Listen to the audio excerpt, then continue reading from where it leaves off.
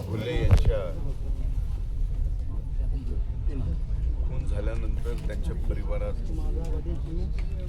सांत्वनपर आज मी या ठिकाणी भेट द्यायला आलो. त्यांनी जी परिस्थिती सांगितली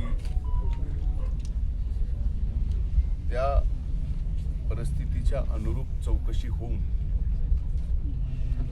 सर्वच्या सर्व आरोपी अटक होणं हे खऱ्या अर्थानं आज या कुटुंबाची पहिली मागणी आहे. खरं तर ही घटना एसटी समाजातला एक उमेश माने याला मारण्यासाठी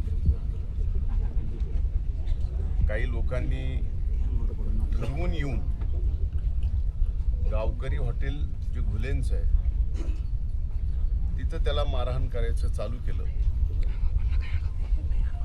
ज्या उमेश मानेला एकट्याला मारतायत म्हणून गावकरी हॉटेलचा मालक विलास घुले ते भांडण सोडवायला गेला. तिथं मात्र उमेश मानेला बाजूला ठेवलं आणि विलास घुलेची निर्घुण हत्या त्या ठिकाणी करण्यात आलेली आहे. या घटनेमध्ये आतापर्यंत पोलिसांना विचारलं तर 9 आरोपी अटक केलेले आहेत, पण पोलिसांनी एक आरोपी आणखीन अटक केला नाही.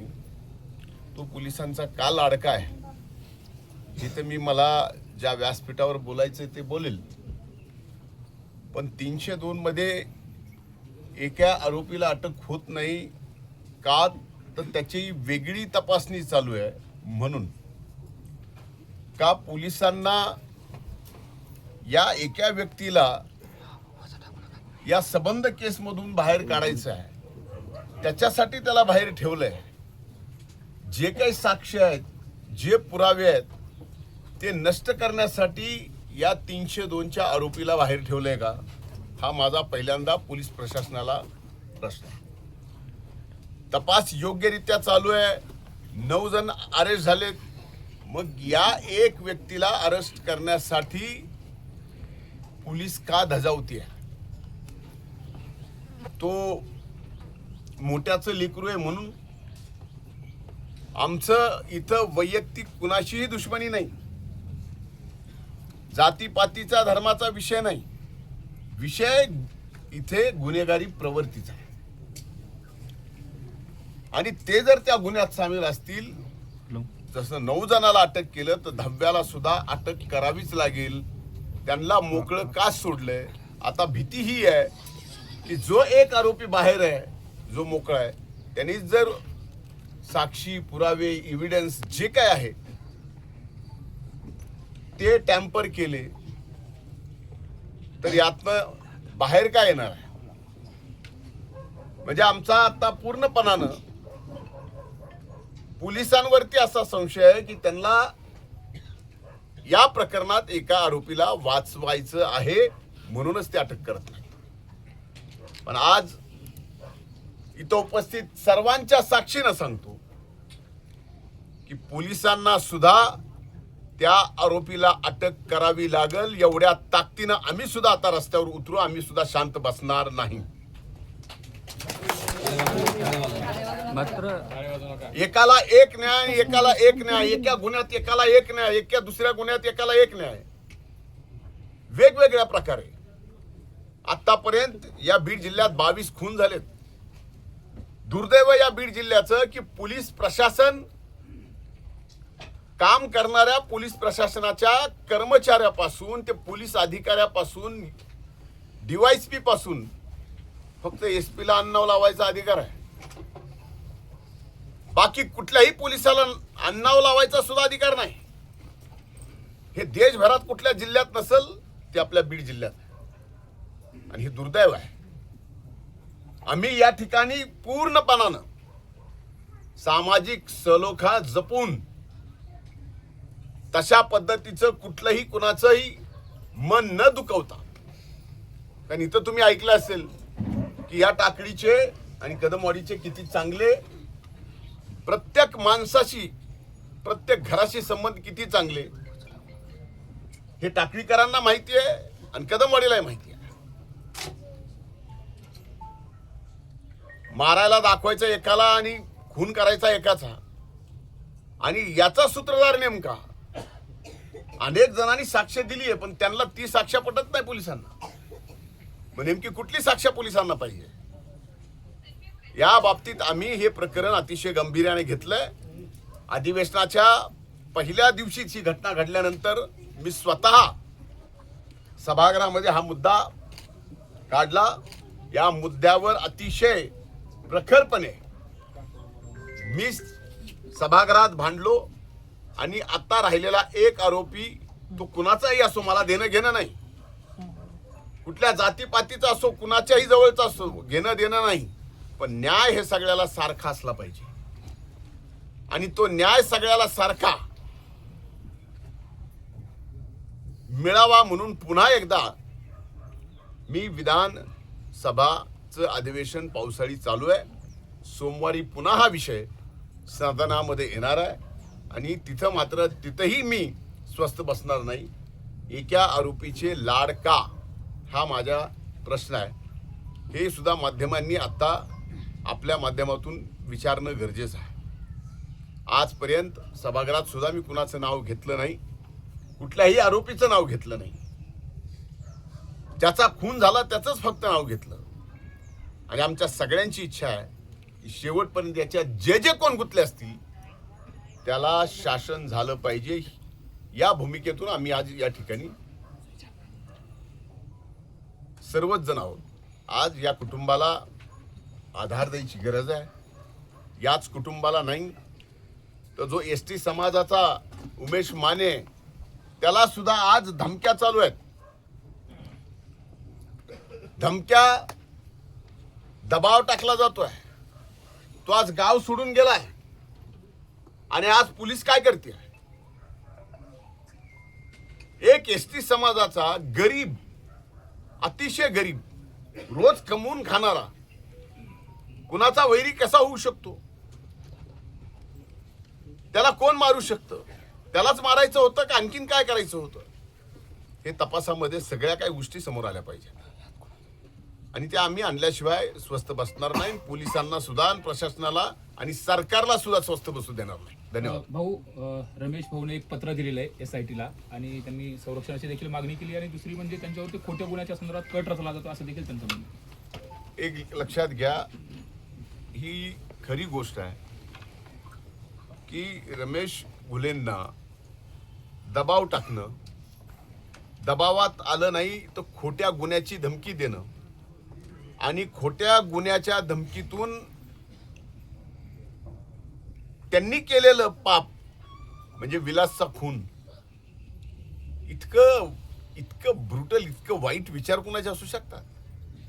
म्हणून मी सांगतोय, कुणी किती जरी प्रयत्न केला तर या घुले कुटुंबाच्या पाठीमागं सबंध शक्ती आहे. एकाची नाही, सर्व जाती धर्मातल्या लोकांची शक्ती त्यांच्या मागे आहे. त्याच्यामुळं कुणी असा खोटं करायचा प्रयत्न करणार असेल तर ते खोटं सुद्धा आम्ही होऊ देणार नाहीत. ज्यांच्यावर या प्रकरणात आरोप होत आहेत त्यांनी मात्र हे आरोप सगळे फेटाळलेत, आणि आमचे CDR चेक करा, काय पाहिजे ते चेक करा, हे केवळ राजकारण केलं जात आहे असं देखील त्यांनी म्हटलं. एक लक्षात घ्या, ही घटना काय राजकारणाची आहे का? कुणाला काय बंद पडलं राजकारण करणं? आमच्यासाठी राजकारण हे फक्त निवडणुकीपुरतं आहे. पण त्यांनी ज्या पद्धतीने राजकारण केलं ते निवडणुकीपुरतं नव्हतं. फक्त एका व्यक्तीला उद्ध्वस्त करायचं होतं. आणि आता तुमच्यावर वेळ आली की राजकारण करताय. त्यांच्यावर वेळ आली की म्हणायचं ना हे सगळं राजकारण चाललंय. अरे माणूस गेलाय, हॉटेलचा मालक आहे, तिथे एसटी समाजाच्या गरीब पोराला मारतायत, त्याला वाचवण्यासाठी जातोय. ज्याला मारतायत तो काय त्याच्या जातीचा नव्हता, पण त्याला दया माया आली की याला वाचवलं पाहिजे, आणि मारून टाकतील. पण त्यांचा उद्देश विलासलाच मारायचा होता. त्याच्यामुळं आता राजकारणाचा विषय त्यांनीच मध्ये आणून त्यांची अडचण आणखीन वाढवू नये. ह्या सगळ्या गोष्टी उद्या त्यांची अडचणी वाढवणार आहेत. भाऊ, एकीकडे घुले कुटुंब न्यायाची मागणी मागतंय, मात्र दुसरीकडे सत्ताधारी पक्षाचे काही आमदार म्हणतायत की जे 10वा आरोपी तो याच्यामध्ये नाही, त्याच्यावरती आरोप जे आहेत ते चुकीचे आहेत. मग माझं म्हणणं आहे, पोलिसांनी त्यांचा सुद्धा तपास केला पाहिजे, त्यांची सुद्धा इन्व्हेस्टिगेशन झाली पाहिजे की ज्या वेळेस इथं या घटनेच्या संबंधित डोळ्यांनी पाहणारे जे इव्हिडन्स आहेत ते सांगतात. अगोदर कोण येलं, काय स्कॉर्पिओ आली, त्याच्यात कुणी कुणाला काय सांगितलं, सगळ्याचे सीडीआर बिडीआर येऊ द्या ना. तुम्हाला एवढी घाई का झाली की कोण गुन्हेगार याच्यात नाही हे सांगायला? सगळा तपास झाला आणि त्या तपासातून आम्ही सगळे समाधान झाले. तो जर एखादा मोकळा निघाला तर आमचं काय म्हणणं नाही आहे. आम्ही काय कुणाला धरूनच ठेवा आणि खोटेपणानं करा असं आमचं बिलकुल म्हणणं नाही. पण त्या ठिकाणी जे पाहणार आहेत, घटनास्थळी जे पाहणार आहेत आणि इतर गोष्टी ज्या तपासण्या आहेत त्या तपासण्या सर्व कराव्याच लागतील. आणि आज जे काय म्हणतात ना कोण की त्यांचा संबंध नसेल, असा असेल तसं असेल, माझी पोलिसांना विनंती त्यांची सुद्धा चौकशी करा. मात्र एकंदरीत जर बघितलं तर 3 दिवस प्रेत घेऊन थांबावं लागलं, अंत्यसंस्कार सुद्धा करावे लागले आणि पोलीस प्रशासनावर असा कुठला दबाव होता आणि ही संस्कृती काय अशी एक संस्कृती मिनिट जाधव, तुम्ही सुद्धा लक्षात घ्या की तुम्हाला सुद्धा माहिती आहे पोलीस यंत्रणेवर कुणाचा दबाव आहे, काय चाललंय आज बीडमध्ये पोलिसांचं. बीडमध्ये एक घटना घडल्यानंतर बीड कंप्लीट क्लीन होणार होतं ना गुन्हेगारीतून. मग 22 खून कसे झाले आतापर्यंत? 22 खून. या बाबतीत काही बोलणार नाही मीडिया. अरे एका घटनेमध्ये तर तुम्ही 200 दिवस एका ठिकाणी बसून होतात, आपणच सगळी मीडिया. मग तोच न्याय यायला देणार का आपण मीडिया? पहिल्या दिवसापासून होता. मला खात्री आहे तुम्ही द्याल, मला विश्वास आहे, म्हणूनच म्हणतोय. शेवटी ही न्यायाची लढाई आहे. रंग देण्याचा प्रयत्न चालू आहे असं त्यांचं म्हणणं. हे बघा, इथं पुन्हा त्यांना जातीचाच रंग आणायचा आहे आणि आम्ही मात्र शाहू फुले आंबेडकरांच्या या महाराष्ट्रात राहतो. आमच्या रक्तात शाहू फुले आंबेडकरांचं रक्त वाहतं. याच्यामुळे एक लक्षात घ्या, इथं जातीपातीचा विषय नाही. जो गेलाय त्याचा खून झालाय कुणासाठी? त्या एसटी समाजाच्या ज्याला मारत होते त्याच्यासाठी. पण ज्यांनी मारलंय त्यांना मात्र त्या मानेला मारायचं नव्हतं, त्यांना मात्र घुलेला मारायचं होतं. आणि आता सोपं झालंय, काय झालंय की एका जातीला गुन्हेगार ठरवून टाकायचं आणि तुम्ही ते मीडियात चालवायचं आणि अख्खी एक जात गुन्हेगारी म्हणून ठरवायची. छोटे छोटे समाज ज्या ओबीसीतले आहेत, विजयएनटीतले आहेत, इतर आहेत, काही घडलं की तो समाज गुन्हेगार. समाज कधीच कुठलाच गुन्हेगार नसतो. ती प्रवृत्ती असते प्रत्येक जातीतली, प्रत्येक धर्मातली, आणि ती प्रवृत्ती गुन्हेगारी प्रवृत्ती असते. पण याच्यामध्ये मुख्यमंत्री महोदयांनी स्वतः फोन केल्यानंतर देखील या प्रकरणामध्ये नेमका आरोपीला अटक करण्याच्या अनुषंगाने नेमकं संरक्षण कोणाला भेटतं? आता आहे माझी विनंती की आपण मुख्यमंत्र्यांना प्रश्न विचारावा. आपण मी जर तर विचारणारच आहे सभागृहात.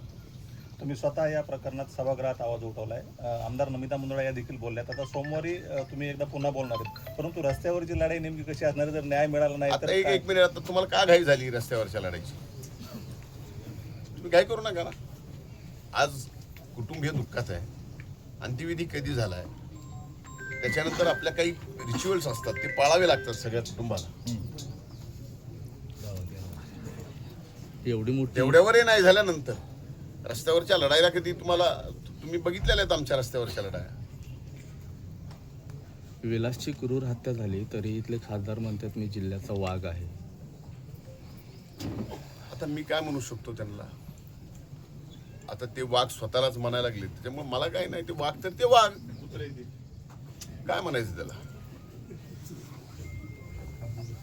मात्र तो तुम्ही त्या वाघ प्रश्न तुम्ही महेंद्र तुमच्यासारख्याने तसा प्रश्न विचारावा ही अपेक्षाही नाही. कुणी कोण स्वतःला वाघ म्हणतंय म्हणजे याचा अर्थ दुसरे कुणी सगळे शियाळे समजते स्वतःला, असं नाही ना. एवढी मोठी दुःखद घटना आहे खासदारांचं. मात्र तो वाघ आम्हाला देखील ही संवेदना अपेक्षित आहे खासदाराकडनं.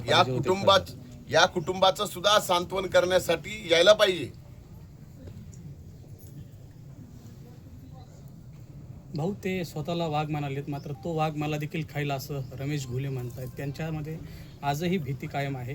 पोलीस माझं तेच म्हणणं आहे. मी आता इथून निघाल्यावर स्वतः एसपीशी बोलणार आहे रमेशला संरक्षण देण्याच्या बाबतीतही बोलणार आहे. त्यांना जे काय धमक्या येतात ह्या सगळ्या गोष्टीची चौकशी करण्यासाठी सुद्धा मी त्यांना पोलिसांना मी यंत्रणेला सांगणार आहे. अगोदरच बहुतेक रमेशने अर्ज पण दिले, भाऊ जिल्ह्यामध्ये नाव दिलेत, अर्ज दिला. भाऊ जिल्ह्यामध्ये 22 खून झाले आपण आता म्हटलेलं आहे. म्हणजे जिल्हा वारं सोडला गेलेला आहे का? कायदा सुव्यवस्था धाक राहिलेत आहे का? सामान्य माणसाने मग काय करायचं आहे? आता ती टॅगलाईन तुम्हाला काय घ्यायची तरी घ्या, तुम्हाला स्वातंत्र्य आहे. पण ही वस्तुस्थिती आहे की 22 खून झाले, 22 पेक्षा जास्त. थँक्यू भाऊ, थँक्यू.